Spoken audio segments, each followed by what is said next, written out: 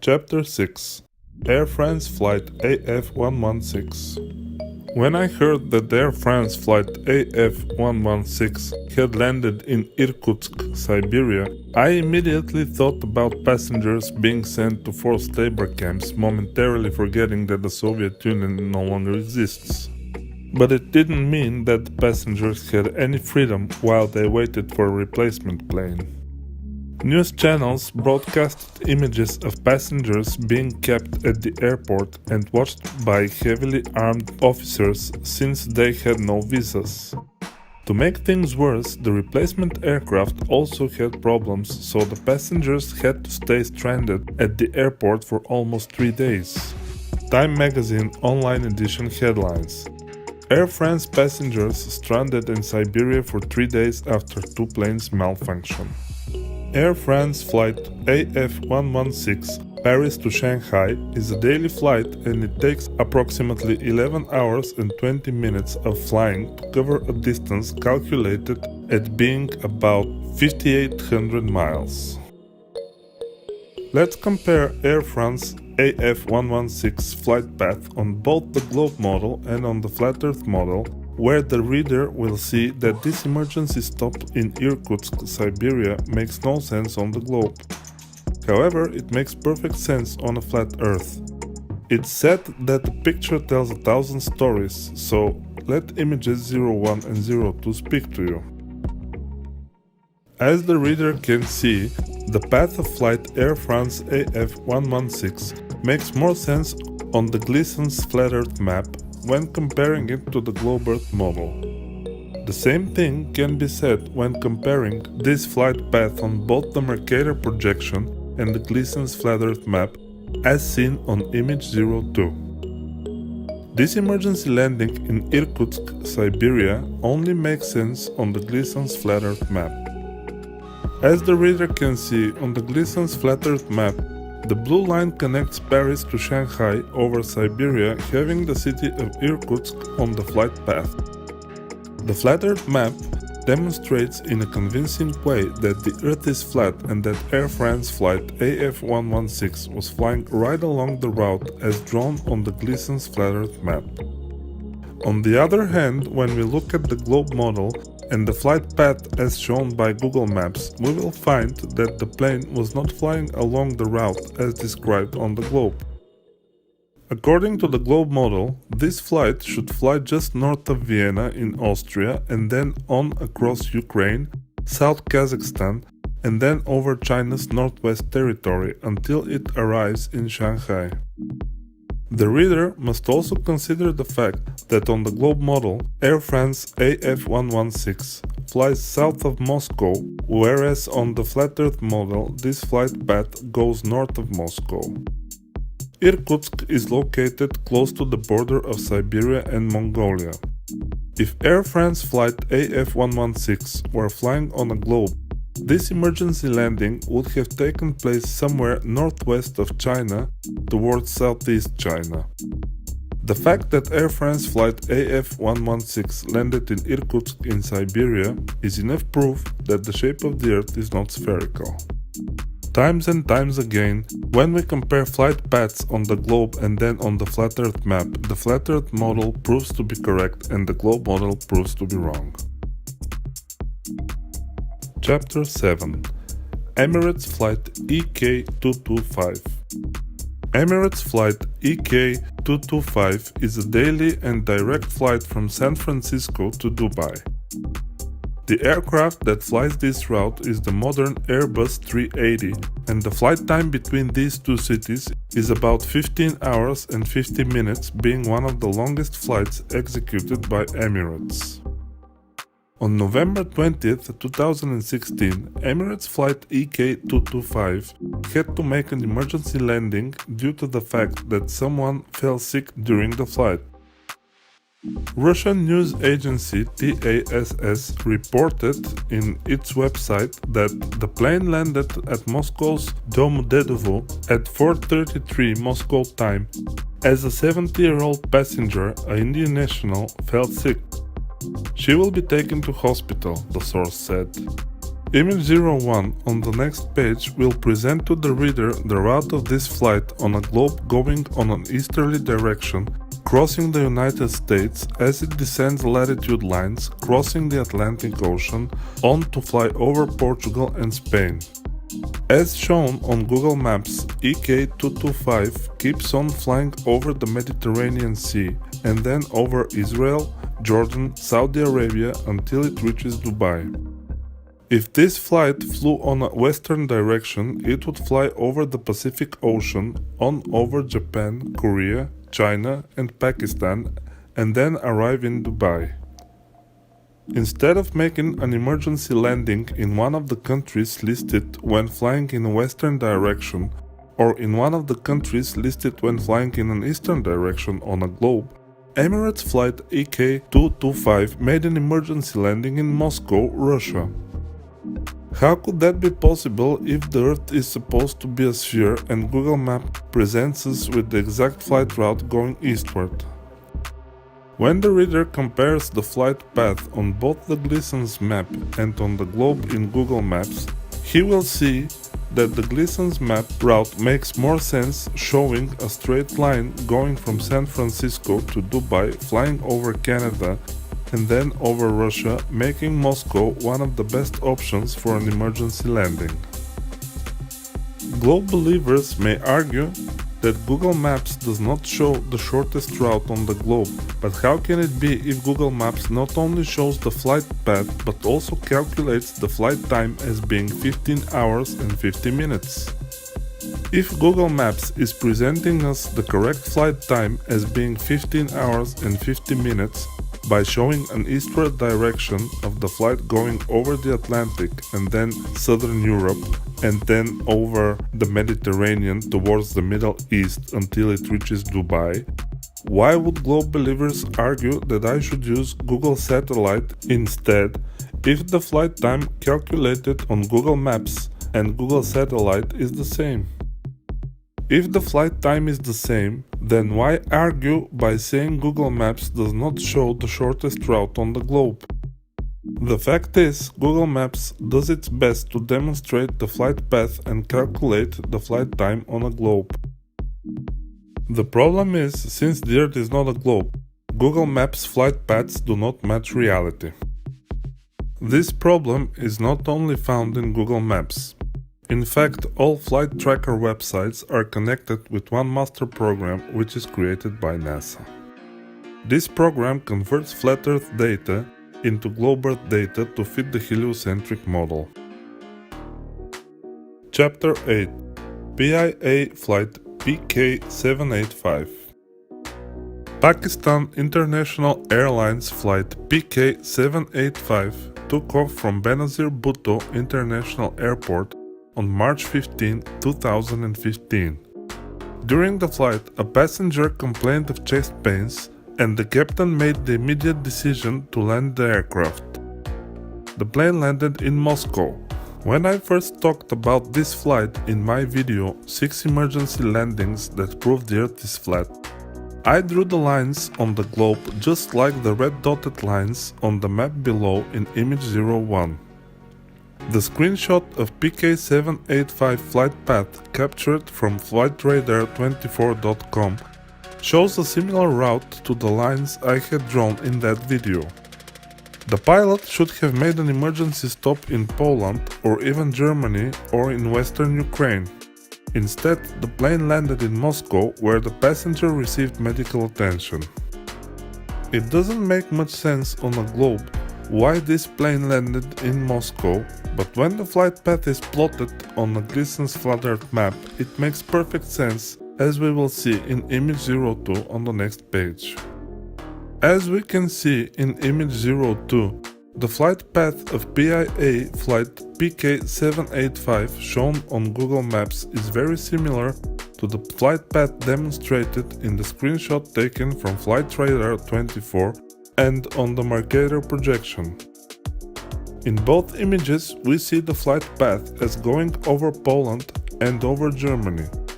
Islamabad, the city where the plane took off, is situated at 33.6844 degrees north While London, the final destination for flight PK785, is situated at 51.5074 degrees north. We clearly see that this flight path on the globe makes no sense at all. But when the line is drawn over the Gleason's flat Earth map, it makes perfect sense why PIA flight PK785 landed in Moscow. Moscow is situated on the flight path when flying from London to Islamabad, just as demonstrated on the flat Earth map. This was not a unique situation. In fact, in 2013, another passenger fell ill during flight PIA flight PK785 Islamabad to London, and the same thing happened. The captain made an emergency landing in Moscow. Unfortunately, that passenger died of a heart attack when that happened in 2013. In 2016, flight PK758 once again made an emergency landing in Moscow. Only this time around, it was due to technical and mechanical reasons. These three emergency landings in 2013, 2015 and 2016 in Moscow by Pakistan International Airlines PK785 demonstrate that these planes are not being diverted from hundreds of miles from their flight path to Moscow. They demonstrate that Moscow is on their flight path, that these flight paths go straight from Islamabad to London, and that the Earth is not a globe. Chapter 9. Lufthansa Flight LH727. Lufthansa Flight LH727 emergency landing involved a little girl who died on a flight from Shanghai in China to Munich in Germany. The aircraft landed in Yemelyanov in Russia. LH727 is a daily flight connecting Shanghai to Munich. The distance between the two cities is approximately 5,500 miles. The flight speed averages 470 miles per hour, and it takes about 12 hours and 5 minutes for the Airbus A340-600 to fly from Shanghai to Munich. As the reader can see on the following page, this flight from Shanghai to Munich should follow a similar path as the flight Shanghai to Paris, flying towards the northwest of China, on over Kazakhstan, then the southernmost part of Russia into Ukraine and over Slovakia and Austria, and then arrive in Munich in Germany. Munich stands at 48.1351 degrees north, while Shanghai stands at 31.2304 degrees north. Google Maps shows how exactly this flight path should be on the globe model. Instead, we see this emergency landing taking place again in Yemelyanov, Russia, at 56.1721 degrees north. It does not make any sense on the globe why an airplane flying from a lower latitude coordinate would fly all the way up to a higher line of latitude and then fly down to its destination at a lower line of latitude. Google Maps does just that when plotting these two cities on a globe, giving us the exact flight time and the route this plane should follow. When we plot all this information on Gleason's flat Earth map, we will see that landing in Yemelyanov not only makes more sense on the flat Earth map, but also explains why it landed there, since 90% of the flight path is above Chinese territory and over Russian territory. Let's now compare this flight on the globe and on the flat Earth map and get to the most reasonable conclusion. As we see on the Gleason's flat Earth map, just after crossing the border between China and Russia, the captain landed the plane in the city of Yemelyanov in Russia. The flat Earth map shows exactly why Lufthansa LH727 made a stop in this town. It's located exactly on the flight path between Shanghai and Munich. Let's move on with our comparisons and examine another emergency landing, this time in North America. Chapter 10. American Airlines Flight AA263. Once again, a medical situation during a flight caused an emergency landing, only this time being in Canada during a flight from Dallas to Beijing. It was initially announced that the aircraft was going to land in Edmonton, Canada, but due to some problems with the aircraft, the pilot had to divert and fly towards Calgary, where the runway is longer and more resources to a possible rough aircraft landing were available. According to the website heavy.com, AA263, due to issues with plane flaps, the flight has diverted to Calgary for a longer runway and has dumped fuel along the way to lighten the plane before its landing. It was a tense flight, but thanks to a calm pilot, crew, and flight control, the plane landed safely.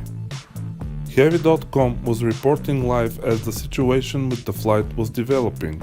This emergency landing took place on October 11, 2018. Details about this flight are as follows. Boeing 787-8, distance 6,965 miles, speed 568 miles per hour. Flight time is 14 hours and 5 minutes. As it happens to flight going towards Asia from North America, one may think this flight goes west over California and then over the Pacific Ocean towards China.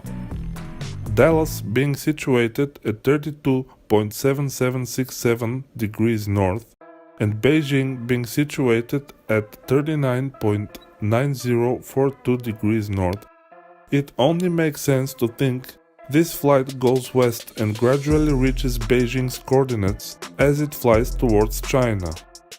Not only the majority of people think that this should be the correct path, but also Google Maps thinks like that too, because when using Google Maps to plot a flight path between these two cities, that's what the result shows.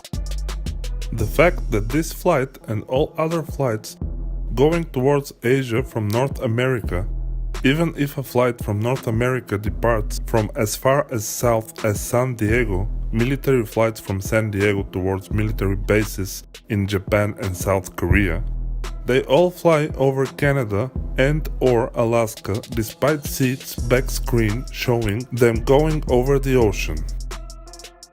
Let's now compare AA263 on the globe model and on the flat earth map.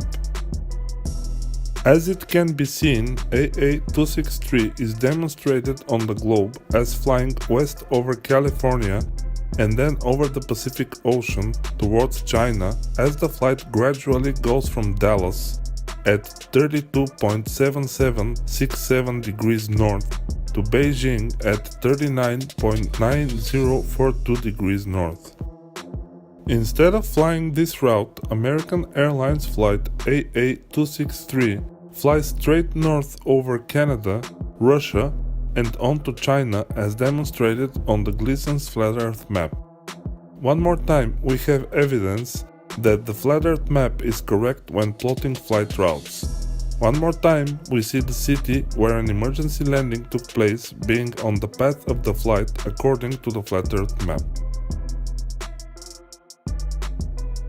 Chapter 11. Korean Flight KE-38.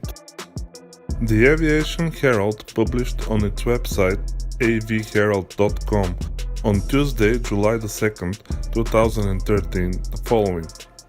A Korean Air Boeing 777-300 registration HL8275 performing flight KE-38 departed July 1st from Chicago, Illinois to Seoul, South Korea with 273 people on board, was en route at FL 340 about 300 nautical miles south of Anadyrь, Russia, when the crew needed to shut the left-hand engine GE-90 down.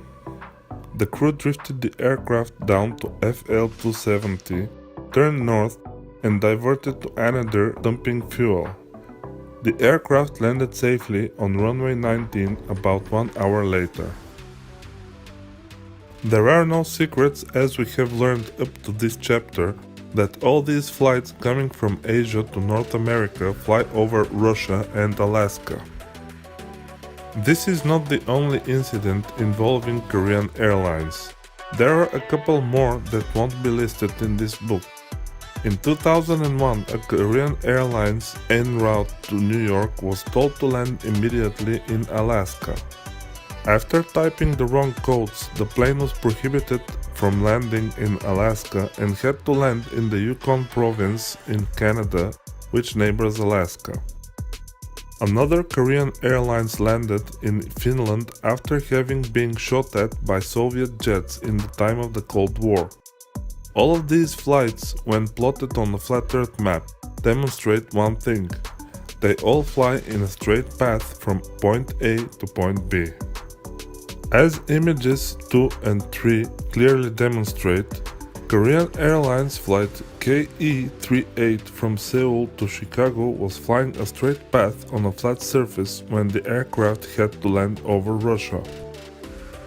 When we plot this flight on the globe model or on the Mercator projection, it makes zero sense. However, when we plot this flight over the Gleason's flat Earth map, it makes complete sense.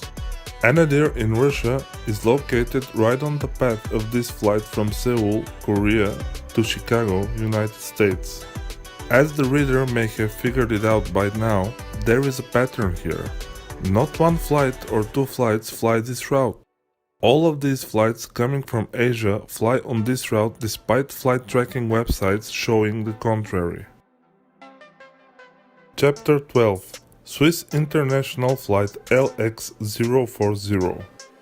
On February 4, 2017, Swiss International Flight LX040 was forced to make an emergency landing at a remote airport in Canada. The flight was coming from Zurich to Los Angeles when one of its engines stopped working. There are no more than 6,000 inhabitants in the remote town of Iqaluit, Canada, where flight LX040 was forced to land. Here are a few more details about the flight. Boeing 777-300 flying at an altitude of 34,000 feet at a speed of 508 miles per hour. The distance between Zurich and Los Angeles is approximately 5,930 miles and the flight time is 12 hours and 10 minutes.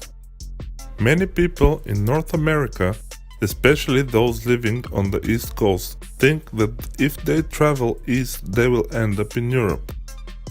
This is because when looking at the globe model facing east across the Atlantic, you will see Portugal and Spain, but the fact is, when setting sail east from New York on a straight path, the person sailing or flying directly east from New York will end up crossing the equator or arriving in Sierra Leone in West Africa.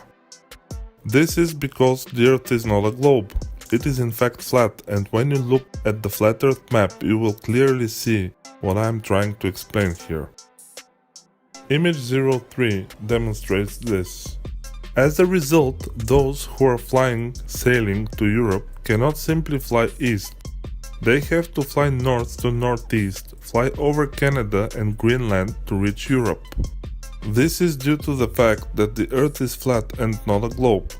When we compare Swiss flight LX040 on both the globe projection and on the Gleason's flat Earth map, it becomes evident that no flight whatsoever is ever demonstrated to be flying on a globe Earth. See it for yourself.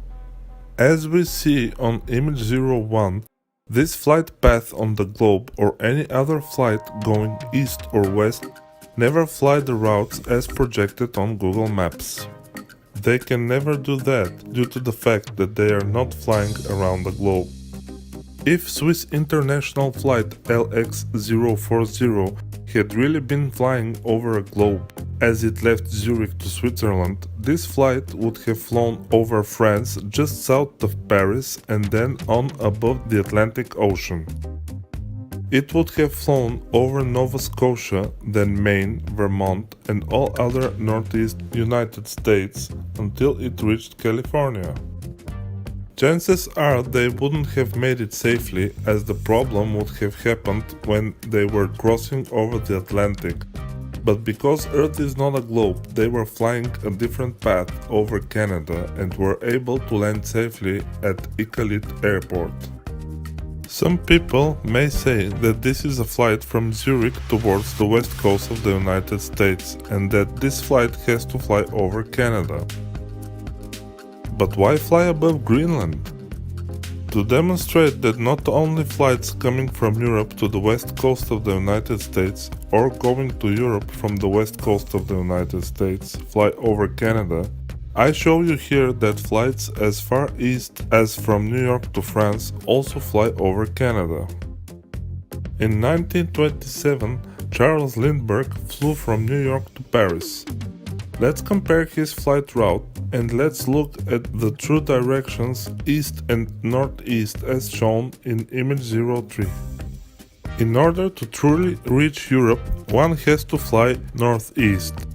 Lindbergh's flight over Canada is not a great circle route as some may claim. It's the only route possible since the Earth is not a globe. If Earth were truly a globe, anyone sailing flying from New York towards the east would be able to reach Europe. Lindbergh's flight from New York to Paris wasn't anything out of the normal and neither was a great circle route. It's the only way to fly straight from New York to Paris. The shortest distance between New York and Paris is a straight line over the flat Earth and not a curved line over an imaginary globe Earth. In image 03, I demonstrate first what I was saying at the beginning of the chapter, that setting sail or flying east from New York, one will end up crossing the equator and reaching the west coast of Africa.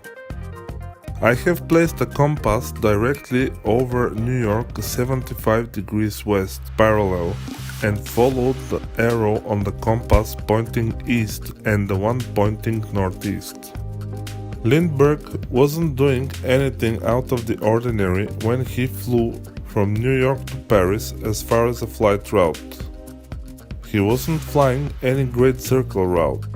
This is the only way he could have done it, because if he had flown east from New York, he would have ended up in Africa.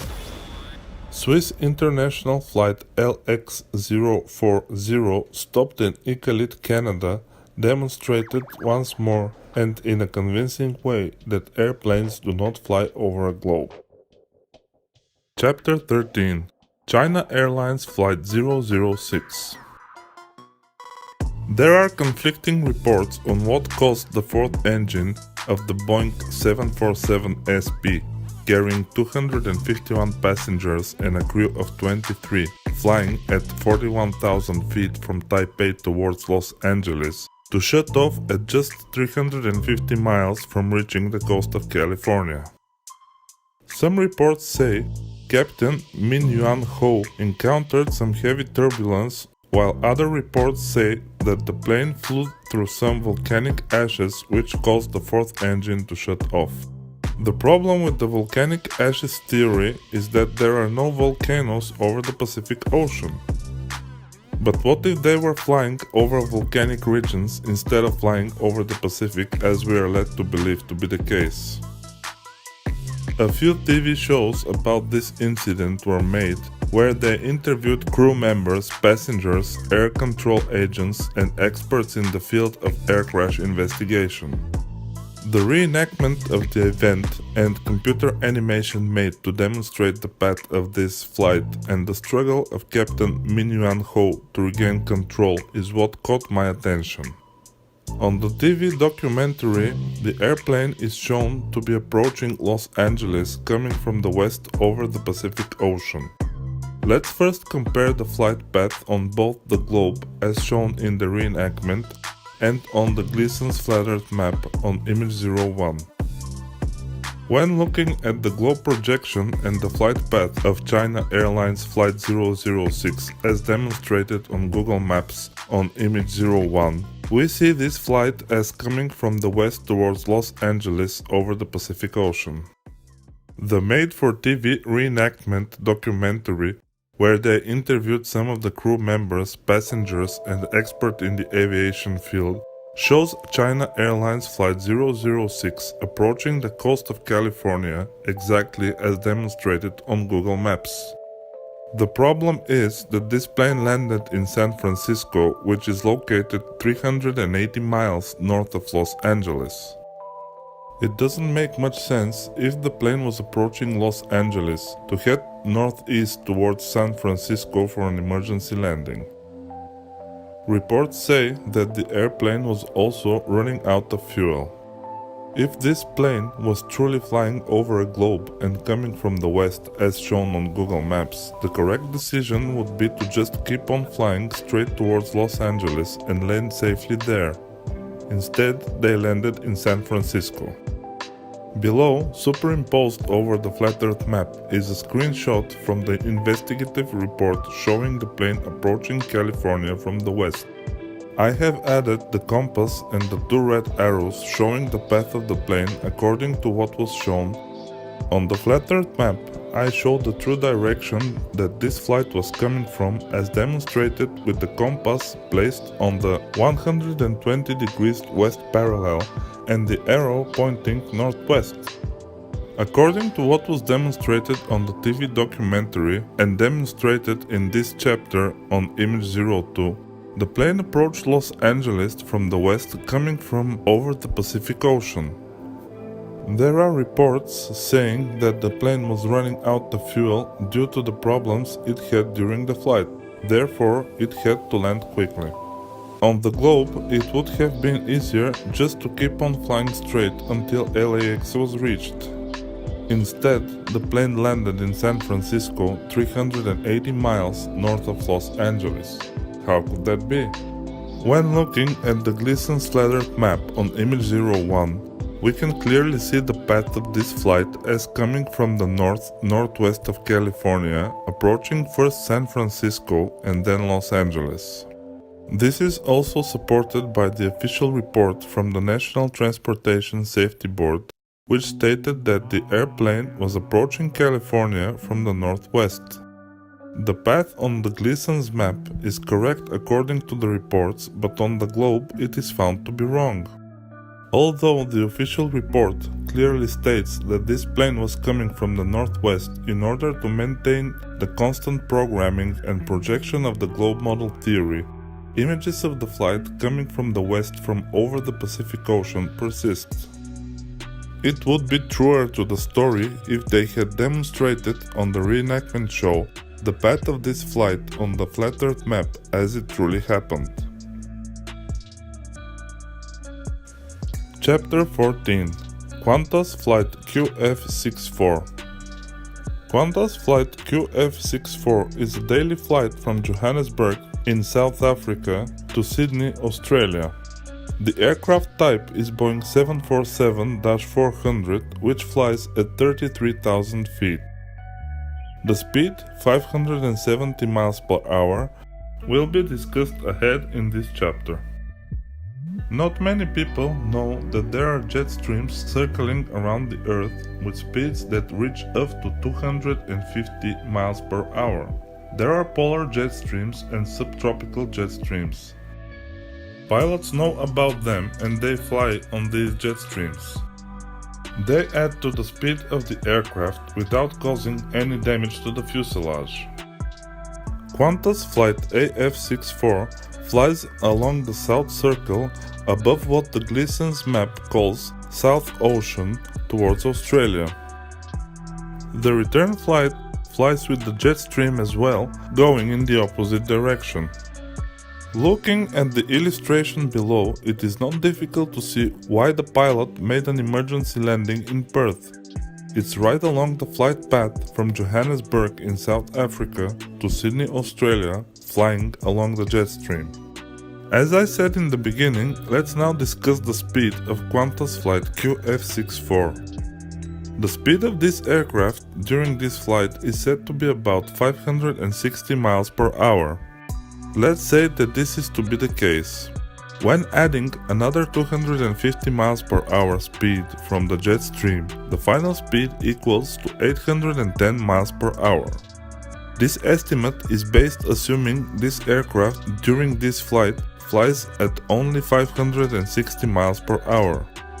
The website flugzeuginfo.net from Germany states that this type of aircraft flies at 583 kts, which equals 610 miles per hour. When flying along the jet stream, the final speed equals to 860 miles per hour without adding any friction to the fuselage due to the fact that the aircraft is flying with the jet stream and not against it. Speed of this type is not uncommon in commercial aviation. Let's look at a few flights with speed of around 800 miles per hour, not reported on the news.